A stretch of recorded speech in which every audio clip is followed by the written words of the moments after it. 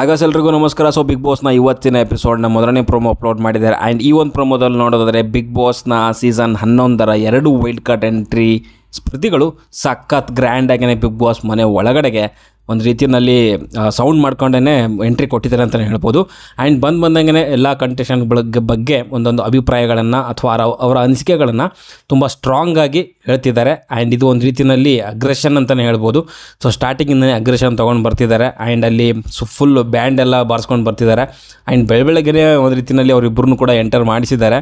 So may be 8 ಗಂಟೆ ಸುಮಾರಲ್ಲಿ ಅವ್ರನ್ನ big boss ಮನೆ ಒಳಗಡೆಗೆ ಸೊ ಎಂಟರ್ ಮಾಡಿಸಿದ್ದಾರೆ. ಆ್ಯಂಡ್ ಇಬ್ಬರು ಕೂಡ ಬಂದು ಅಲ್ಲಿ ಕಿಚನಲ್ಲಿ ಒಬ್ಬರು ಬಚ್ಚಿಟ್ಕೊಂಡಿದ್ರು, ಇನ್ನೊಬ್ಬರು ಎಲ್ಲಿ ಬಚ್ಚಿಟ್ಕೊಂಡಿದ್ರು ಗೊತ್ತಿಲ್ಲ, ಸಖತ್ ಡ್ಯಾನ್ಸ್ ಮಾಡ್ಕೊಂಡು ಬಂದಿದ್ದಾರೆ. ಸೊ ಅಲ್ಲಿ ಬ್ಯಾಂಡ್ ಅವ್ರ ಜೊತೆಗೆಲ್ಲ ನಮ್ಮ ಸ್ಪರ್ಧಿಗಳು ಎಲ್ಲ ಡ್ಯಾನ್ಸ್ ಮಾಡ್ತಿದ್ದಾರೆ. ಸೊ ಅವರಿಬ್ಬರು ಮತ್ತೆ ಎದ್ದು ಬಂದು ಒಳಗಡೆಯಿಂದ ಬಚ್ಚಿಟ್ಕೊಂಡಿರೋದ್ರಿಂದ ಹೊರಗಡೆ ಬಂದು ಸೊ ಅಲ್ಲಿ ಒಂದು ಚಟುವಟಿಕೆ ನಡೆಯುತ್ತೆ. ಸೊ ಅಲ್ಲಿ ಸ್ಟೇಜ್ ಮೇಲೆ ನಿಂತ್ಕೊಂಡು ಒಂದು ಚಿಕ್ಕದಾಗ ಒಂದು ಸ್ಟೇಜ್ ಹಾಕಿರ್ತಾರೆ ಇಬ್ಬರಿಗೂ ಕೂಡ. ಸೊ ಬಿಗ್ ಬಾಸ್ ಮನೆ ಒಳಗಡೆ ಇರುವಂಥ ಸ್ಪರ್ಧಿಗಳ ಬಗ್ಗೆ ಅವರ ಅನಿಸಿಕೆಗಳು ಮತ್ತು ಅವ್ರು ಏನೇನು ನೋಡಿದ್ದಾರೆ, ಸೊ ಬಿಗ್ ಬಾಸ್ ಮನೆ ಒಳಗಡೆ ಇರುವಂಥ ಸ್ಪರ್ಧಿಗಳು ಏನು ಅಂತ ಅಭಿಪ್ರಾಯಗಳನ್ನು ಹಂಚ್ಕೊಂಡು ಒಬ್ಬೊಬ್ಬರು ಒಂದೊಂದು ಅಭಿಪ್ರಾಯ ಹಂಚ್ಕೊಂಡು ಒಬ್ಬೊಬ್ಬರ ಬಗ್ಗೆ ಒಂದೊಂದು ತೆಂಗಿನಕಾಯಿನ ಹೊಡಿಬೇಕಾಗುತ್ತೆ ಅಲ್ಲಿ. ಸೊ ಆ ಒಂದು ಚಟುವಟಿಕೆ ಇದೆ ಅಲ್ಲಿ. ಆ್ಯಂಡ್ ಬಂದಾಗಲೇ ರಜತ್ ಅವರು ತ್ರಿವಿಕ್ರಮ್ ಅವರಿಗೆ ಟಾರ್ಗೆಟ್ ಮಾಡಿದ್ದಾರೆ ಅಂತಲೇ ಹೇಳ್ಬೋದು. ತ್ರಿವಿಕ್ರಮ್, ನೀವು ಸ್ಟಾರ್ಟಿಂಗಿಂದ ಏನೇನು ಕಿದ್ದವಾಕಿದ್ದೀರಾ ಅದನ್ನು ನಾನು ವೈಲ್ಡ್ ಕಾರ್ಡ್ ಎಂಟ್ರಿಯಿಂದ ಕಿದ್ದವಾಗ್ತೀನಿ ಅನ್ನೋ ಒಂದು ಓಪನ್ ಚಾಲೆಂಜ್ ಕೊಡ್ತಿದ್ದಾರೆ. ಸೊ ಈ ಚಾಲೆಂಜ್ನ ಅಲ್ಲಿ ತ್ರಿವಿಕ್ರಮ್ ಅವರು ಯಾವುದೇ ರಿಯಾಕ್ಷನ್ ಬರ್ತಾ ಇಲ್ಲ. ನಿಮ್ಗೆ ಗೊತ್ತಿರೋಂಗೆ ತ್ರಿವಿಕ್ರಮ್ ಸ್ಟಾರ್ಟಿಂಗಿಂದ ಕೂಡ ನೀವು ಯಾವ ರೀತಿ ಆಡ್ತಿದ್ದಾರೆ ಅಂತ ಗಮನಿಸಿದ್ರೆ ಸ್ಟಾರ್ಟಿಂಗ್ ಒಂದು 2 ವೀಕ್ ಅಂತೂ ಏನೂ ಮಾಡಿಲ್ಲ. ಅವರು ಜಸ್ಟ್ ಸುಮ್ಮನೆ ಇದ್ದರು ಅಷ್ಟೇ, ಯಾವುದಕ್ಕೂ ರಿಯಾಕ್ಟಿವ್ ಮಾಡಿಲ್ಲ, ಎಂಥದ್ದು ಮಾಡಿಲ್ಲ. ಗೇಮ್ನ ಒಂದು ರೀತಿಯಲ್ಲಿ ಸೆಟಪ್ ಮಾಡಿದ್ರು ಅಂತ ನನಗನ್ಸುತ್ತೆ. ತ್ರಿವಿಕ್ರಮ್ 110% ಹೇಳ್ತೀನಿ, ಒಂದು 99% ಸಾಕಾದಾಗ ಆಡ್ತಿದ್ದಾರೆ. ಬಿಗ್ ಬಾಸ್ಗೆ ಏನೇನು ಬೇಕೋ ಅದನ್ನು ಕರೆಕ್ಟಾಗಿ ಮಾಡ್ತಿದ್ದಾರೆ. ಅವ್ರನ್ನ ಇವರು ಮಗ್ಚಿ ಹಾಕೋವಂಥದ್ದು, ದಬಾಕ್ತೀನಿ ಅದು ಮಾಡ್ತೀನಿ ಅಂತ ಅವ್ನಿಗೇನು ದಬಾಕ್ತೀನಿ ಅದೆಲ್ಲ ಸ್ವಲ್ಪ ನನಗೆ ಕಷ್ಟ ಆಗುತ್ತೆ. ಯಾಕಂತಂದರೆ ತ್ರಿವಿಕ್ರಮ್ ಸುಮ್ಮನೆ ಬಂದಿಲ್ಲ, ಮಿನಿ ಸೀಸನ್ ಮಾಡಿಕೊಂಡು ಕಾಮ್ ಆ್ಯಂಡ್ ಕಂಪೋಸಾಗಿ ಆಡ್ಕೊಂಡು ಬಂದಿದ್ದಾರೆ. ಅಷ್ಟೊಂದೆಲ್ಲ ಎಗರಾಡಿರುವಂಥ ಮೋಕ್ಷಿತಾಗೇ ಒಂದು ರೀತಿಯಲ್ಲಿ ಇವಾಗ ಪಳಗಿಸುವಂಥ ಪ್ರಯತ್ನ ಮಾಡಿದ್ದಾರೆ. ಅದು ಪಳಗಿಸುವಂಥದ್ದು ಹೆಂಗೆ, ಸೈಲೆಂಟಾಗಿ ಇದ್ಕೊಂಡು ಪಳಗಿಸೋದಿಲ್ಲ, ಅದು ನಿಜವಾಗ್ಲೂ ಅವ್ರಿಗಿರುವಂಥ ಪೇಷನ್ಸ್ನ ಮೆಚ್ಚುವಂಥದ್ದು. ಆ್ಯಂಡ್ ಇಲ್ಲಿ ಯಾರು ನಮ್ಮ ರಜತ್ ಅವ್ರು ಬಂದಿರುವಂಥದ್ದು ಏನು ಮಾಡ್ತಾರೆ ಅನ್ನೋದು ಕಾದು ನೋಡಬೇಕು. ಇವ್ರು ಸಖತ್ ಅಗ್ರೆಷನಿಂದ ಬಂದಿದ್ದಾರೆ. ಅಗ್ರೆಷನ್ ಇಲ್ಲಿ ವರ್ಕ್ ಆಗಲ್ಲ, ಅಗ್ರೆಷನ್ ಜೊತೆಗೆ ತಾಳ್ಮೆ ಕೂಡ ಇಂಪಾರ್ಟೆಂಟ್ ಆಗುತ್ತೆ.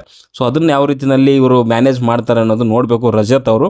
ಅದಾದಮೇಲೆ ಇಲ್ಲಿ ಶೋಭಾ ಶೆಟ್ಟಿ ಅವರು ಕೂಡ ಬಂದು ಅಲ್ಲಿ ಬಂದಂಗೆ ಮಂಜು ಅವರು, ನೀವು ಫ್ರೆಂಡ್ಶಿಪ್ ಮಾಡಲಿಕ್ಕೆ ಒಂದು ರೀತಿಯಲ್ಲಿ ಟ್ರಸ್ಟ್ ವರ್ತಿ ಅಲ್ಲ, ಅಂದರೆ ನಂಬಿಕೆ ಇಡುವಂಥ ವ್ಯಕ್ತಿ ಅಲ್ಲ ಅನ್ನೋ ಒಂದು ವಿಷಯನ ಹಂಚ್ಕೊತಾರೆ. ಅದಾದಮೇಲೆ ಗೌತಮಿಗೆ ಒಂದು ರೀತಿಯಲ್ಲಿ ಡೈರೆಕ್ಟ್ ಟಾರ್ಗೆಟ್ ಮಾಡ್ತಾರೆ.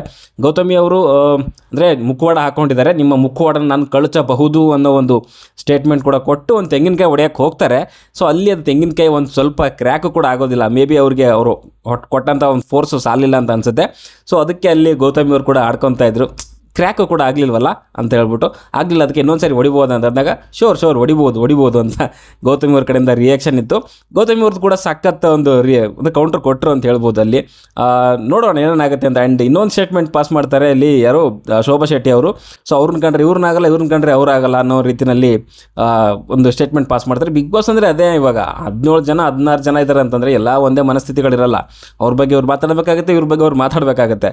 ಆಲ್ರೆಡಿ ಇವರು ತೆಲುಗು ಬಿಗ್ ಬಾಸ್ನಲ್ಲಿ ಮಾಡಿ ಬಂದಿರೋದ್ರಿಂದ ಶೋಭಾ ಶೆಟ್ಟಿ ಅವ್ರಿಗೆ ಒಂದು ಸಖತ್ ಅನುಭವ ಇದೆ. ಆ ಅನುಭವ ಕನ್ನಡ ಬಿಗ್ ಬಾಸ್ಗೆ ಮ್ಯಾಚ್ ಆಗುತ್ತಾ ಅನ್ನೋದು ನೋಡಬೇಕು. ಯಾಕಂತಂದರೆ ತೆಲುಗು ಬಿಗ್ ಬಾಸೇ ಬೇರೆ, ಅಲ್ಲಿರೋಂಥ ಆಡಿಯನ್ಸೇ ಬೇರೆ, ಅಲ್ಲಿರೋಂಥ ಆ್ಯಂಕರೇ ಬೇರೆ. ಇಲ್ಲಿ ನಮ್ಮ ಸುದೀಪ್ ಸರ್ ಎದುರುಗಡೆಗೆ ಅಥವಾ ನಮ್ಮ ಕಂಟೆಸ್ಟೆಂಟ್ ಎದುರುಗಡೆಗೆ ನಮ್ಮ ಜನಗಳ ಒಂದು ಇದು ಗಳಿಸಬೇಕು ಅಂತಂದರೆ ಸ್ವಲ್ಪ ಕಷ್ಟ ಇದೆ. ನಿನ್ನೆ ಒಂದು ಸ್ಟೇಜ್ ಮೇಲೂ ಕೂಡ ಕನ್ನಡದ ಜನರು ಕನ್ನಡಿಗರನ್ನ ಬೆಳೆಸ್ತಾರೆ, ನಾನು ಇಲ್ಲಿ ಕನ್ನಡದವಳೆ ಹಾಗೆ ಹೇಗೆ ಅಂತೆಲ್ಲ ಕೆಲವೊಂದು ಮಾತುಗಳು ಆಡಿದ್ದಾರೆ. ಅದಕ್ಕೆ ಸ್ವಲ್ಪ ಜನ ಕನ್ನಡಿಗರಿಗೂ ಅವರು ಕೂಡ ಸ್ವಲ್ಪ ಕರಗೋಗಿರ್ಬೋದು. ಆ್ಯಂಡ್ ತೆಲುಗು ಕಡೆಯಿಂದ ಕೂಡ ಕೆಲವೊಂದು ಅವ್ರಿಗೆ ಸಪೋರ್ಟ್ ಇರ್ಬೋದು. ನಾನು ಅವ್ರ ಪ್ರೊಫೈಲ್ ಚೆಕ್ ಮಾಡಿದೆ. ಸೊ ಜಾಸ್ತಿ ಅಲ್ಲಿ ತೆಲುಗು ಒಂದು ಡೈಲಾಗ್ಸ್ಗಳು, ಸಿನಿಮಾ ಹಾಡುಗಳಿಗೆ ಸ್ವಲ್ಪ ಜಾಸ್ತಿ ಮಾಡಿದ್ದಾರೆ. ಕನ್ನಡದ ಇದ್ದಾವೆ, ಎಲ್ಲೋ ಒಂದೊಂದು ಇದ್ದಾವೆ. ಆ್ಯಂಡ್ ಎಲ್ಲ ಯಾಡ್ಗಳು ಕೂಡ ತೆಲುಗುನಲ್ಲಿ ಇವರು ಜಾಸ್ತಿ ಇದು ಆ್ಯಕ್ಟಿವ್ ಇರೋದ್ರಿಂದ ಸೊ ಅವರು ಅಲ್ಲಿರುವಂಥ ಯಾಡ್ಗಳಿಗೆ ಪ್ರಮೋಟ್ ಮಾಡಿದರು. ಆ್ಯಂಡ್ ನೋಡೋಣ, ಇವಾಗ ಜಸ್ಟ್ ಒಂದು 12 hours ಬ್ಯಾಕೇ ಒಂದು ಸ್ಟೇಟ್ಮೆಂಟ್ಗಳನ್ನು ಅಲ್ಲಿ ಹಂಚ್ಕೊಂಡಿದ್ದಾರೆ ವಿಡಿಯೋದು. ಒಂದು ತೆಲುಗುನಲ್ಲಿ, ಇನ್ನೊಂದು ಕನ್ನಡದಲ್ಲಿ. ಏನಂತಂದರೆ ವೋಟ್ ಮಾಡಿ, ನಾನು ಬಿಗ್ ಬಾಸ್ಗೆ ಹೋಗ್ತಾ ಇದ್ದೀನಿ ಹಾಗೆ ಹೇಗೆ ಅಂತ. ನನಗೇನಂತಂದರೆ ಇವಾಗ ಕನ್ನಡಕ್ಕೆ ಬಂದಿದ್ದಾರೆ, ಓಕೆ ಅದೊಂದು ಶೋ ಓಕೆ, ಬಟ್ ನನಗೆ 2 ದೋಣಿಗಳ ಮೇಲೆ ಕಾಲಿಡೋ ಕಂಡ್ರೆ ನನಗಂತೂ ಆಗೋದಿಲ್ಲ. ಯಾಕಂತಂದರೆ ಕನ್ನಡ ತೆಲುಗು. ಸೊ ಇವರು ಓಕೆ, ಇವರು ಕೆಲವೊಂದು ಇದಾವೆ, ಅದ್ರ ಬಗ್ಗೆ ನಾನು ಬೇರೆ ಟೈಮಲ್ಲಿ ಮಾತಾಡ್ತೀನಿ. ಬಟ್ ಬಿಗ್ ಬಾಸ್ ಮನೆ ಒಳಗಡೆಗಂತೂ ಒಂದು ಪರ್ಫಾರ್ಮೆನ್ಸ್ ಅಂತೂ ಸಖತ್ತಾಗಿ ಕೊಡ್ತಾರೆ, ಇಬ್ಬರು ಯಾವುದೇ ಮಿಸ್ ಇಲ್ಲ. ಸೊ ಬಿಗ್ ಬಾಸ್ ಮನೆ ಒಳಗಡೆ ಇರೋವರೆಗೂ ಸ್ವಲ್ಪ ಕಷ್ಟ ಆಗುತ್ತೆ. ಇವಾಗ ಇಬ್ಬರು ಬಂದಿರೋದ್ರಿಂದ, ಇಬ್ಬರು ಆಲ್ರೆಡಿ ನೋಡ್ಕೊಂಡು ಬಂದಿದ್ದಾರೆ 50 ಡೇಸು. ಸೊ ಯಾರು ಹೆಂಗೆ ಏನು ಎತ್ತ ಅಂತ ಗೊತ್ತಿದೆ ಅವ್ರಿಗೆ. ಬಟ್ ಬಿಗ್ ಬಾಸ್ ಮನೆ ಒಳಗಡೆ ಹೋದ್ಮೇಲೆ ಆ ಅಟ್ಮಾಸ್ಫಿಯರ್ ಏನಿದೆಯಲ್ಲ ಅದು ಸ್ವಲ್ಪ ಎಲ್ರಿಗೂ ಚೇಂಜ್ ಮಾಡಿಸುತ್ತೆ. ಇವರಿಬ್ಬರು ಏನೋದಕ್ಕೆ ಹೊರತಲ್ಲ. ಇವಾಗ ಯಾರು ರಜತ್ ಕೂಡ ಅಷ್ಟೇ ಒಂದು 6-7 ರಿಯಾಲಿಟಿ ಶೋಗಳನ್ನ ಮಾಡ್ಕೊಂಡು ಬಂದಿದ್ದಾರೆ. ಬಟ್ ಆ ರಿಯಾಲಿಟಿ ಶೋಗೂ ಮತ್ತು ಬಿಗ್ ಬಾಸ್ಗೂ ತುಂಬ ಡಿಫ್ರೆನ್ಸ್ ಇದೆ. ಸೊ ಇಲ್ಲಿ ಆ ಬಿಗ್ ಬಾಸ್ ಮನೆ ಒಳಗಡೆಗೆ ಇನ್ನೂ 50-70 ದಿನ ಬ್ಯಾಲೆನ್ಸ್ ಇದೆ. ಸೊ ಅಲ್ಲಿ ಯಾವ ರೀತಿಯಲ್ಲಿ ಆಡ್ತಾರೆ ಅನ್ನೋದು ಕೂಡ ನೋಡಬೇಕಾಗುತ್ತೆ. ಸೊ ಆ ಒಂದು ಮಟ್ಟಿಗೆ ಕಾಂಪಿಟೇಷನ್ ಅಂತೂ ಖಂಡಿತವಾಗ್ಲೂ ಇದ್ದೇ ಇರುತ್ತೆ. ನೋಡುವ ಏನೇನಾಗುತ್ತೆ ಅಂತ. ಒಟ್ಟಿನಲ್ಲಿ ಸ್ಟ್ರಾಂಗ್ ಒಂದು ಏನಂತಕ್ಕೆ ಕಾಂಪಿಟೇಷನ್ ಅಂತೂ ಕೊಡ್ತಾರೆ. ಅಲ್ಲಿ ಬಿಗ್ ಬಾಸ್ ಮನೆ ಒಳಗಡೆ ಇರೋ ಇವರಿಗೆ ಯಾರು ರೀಕೌಂಟರ್ ಕೊಡ್ತಾರೆ ಅನ್ನೋದು ನೋಡಬೇಕು. ನನಗೆ ಅಂತ ಕಾಣ್ತಿರೋಂಥ ಸ್ಪರ್ಧಿಗಳಲ್ಲಿ ಅಂತಂದರೆ ಒಂದು ಗೌತಮಿ ಅವರು ಒಂದು ಒಳ್ಳೆ ಅಂದರೆ ಕೌಂಟರ್ ಕೊಡ್ಬೋದು, ತ್ರಿವಿಕ್ರಮ್, ಮಂಜು.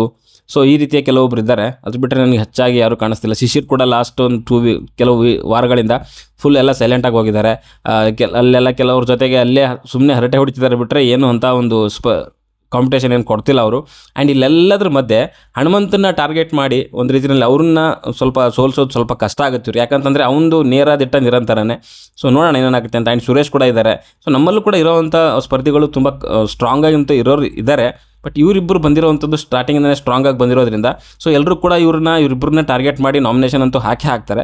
ಸೊ ಯಾವ ರೀತಿಯಲ್ಲಿ ಇವರು ತಮ್ಮ ಗೇಮ್ಗಳನ್ನು ಆಡಿ ಜನರ ಒಂದು ಪ್ರೀತಿ ಗಳಿಸ್ತಾರೆ ಅನ್ನೋದು ಮುಖ್ಯ ಆಗುತ್ತೆ. ಅಲ್ಲಿ ಒಳಗಡೆ ಏನೇ ಮಾಡಿದ್ರು ಕೂಡ ಹೊರಗಡೆ ಜನಗಳಿಂದ ಯಾವ ರೀತಿಯಲ್ಲಿ ಪ್ರೀತಿ ಗಳಿಸ್ತಾರೆ ಅನ್ನೋದು ಮುಖ್ಯ ಆಗುತ್ತೆ. ಆ್ಯಂಡ್ ಸುದೀಪ್ ಸರ್ ನಿಮ್ಗೆ ಗೊತ್ತಿದೆ ಆಲ್ರೆಡಿ, ಬೇರೆ ಒಂದು ಹೋಸ್ಟ್ಗಳಿಗಿಂತ ನಮ್ಮಲ್ಲಿ ಸುದೀಪ್ ಸರೇ ಒಂದು ಹೋಸ್ಟಿಂಗೇ ಬೇರೆ ಇರುತ್ತೆ. ಇವ್ರು ಏನೇ ತಪ್ಪು ಮಾಡಿದ್ರು ಕೂಡ ಬೇರೆ ಶೋಗಳಲ್ಲಿ ಸ್ವಲ್ಪ ಮುಚ್ಚಾಕೋಬೋದಿತ್ತು.